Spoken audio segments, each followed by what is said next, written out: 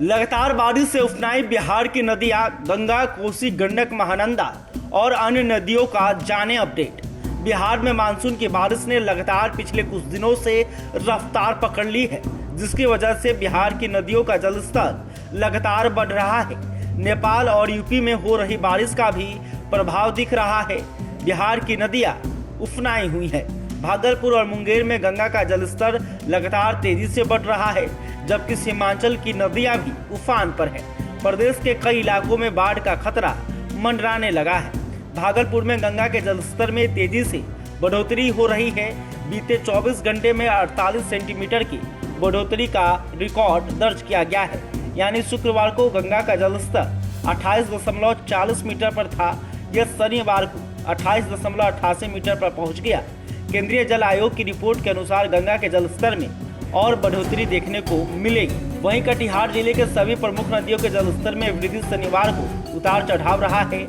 महानंदा नदी का जलस्तर में शनिवार को दोपहर के बाद फिर से एक बार वृद्धि शुरू हो गई है। हालांकि यह नदी दुर्गापुर और गोविंदपुर में घट रही है।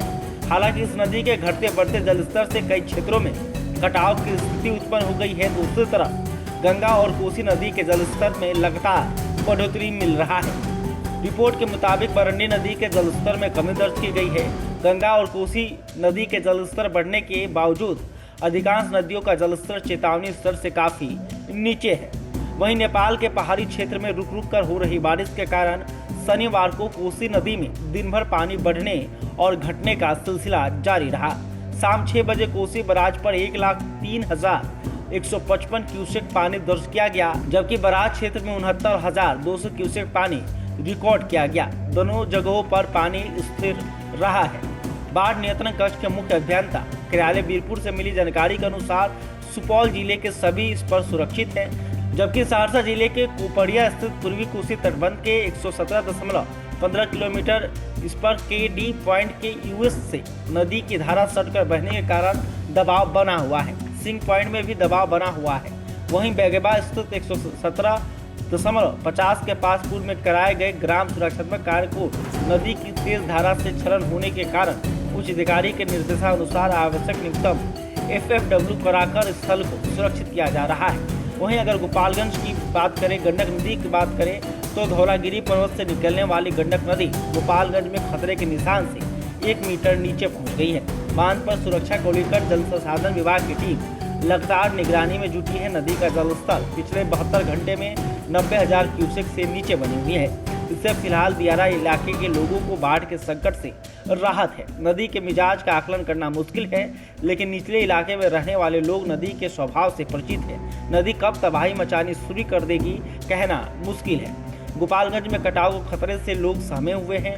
डीएम डॉक्टर नवल किशोर चौधरी ने बताया कि गंडक नदी से नेपाल से होने वाली डिस्चार्ज पर प्रशासन की नजर है। अभी बाढ़ का कोई खतरा नहीं है, लेकिन बचाव कार्यों को लेकर प्रशासन अलर्ट मोड पे है। प्रशासन की ओर से व्यापक तैयारियां की गई है।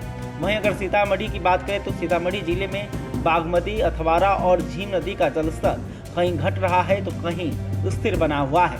जिला आपदा प्रबंधन नियंत्रण कक्ष के रिपोर्ट के अनुसार शनिवार को ढेंग, सोना खान, चंदौली और खटौछा में बागमती नदी का जलस्तर घट रहा है।